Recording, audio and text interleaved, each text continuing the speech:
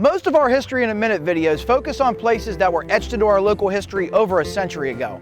Northern Lights Shopping Center made a big impact in a much shorter amount of time, arriving on the scene in the late 1950s and ushering in a new era of commerce for Beaver County. Prior to 1955, this stretch of land was nothing more than a giant field of weeds and grass. Owned by the Dunn family, these 50 acres would find new life when plans for the 4-lane Ohio River Boulevard began to take shape.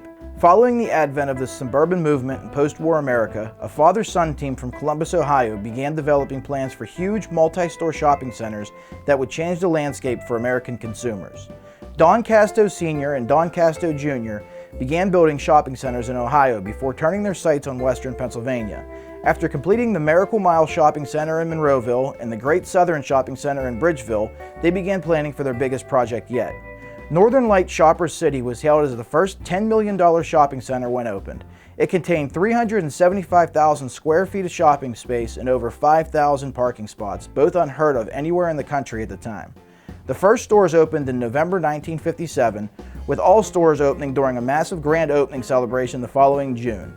Over the next 20 years, Northern Lights would be a premier shopping destination in our area. The opening of the Beaver Valley Mall in 1970 was the first step of the decline of Northern Lights, and over the next 4 decades, the center would languish as stores relocated. A new Walmart store that opened in 2014 has brought new life to the now 58-year-old center and hopefully a brighter future.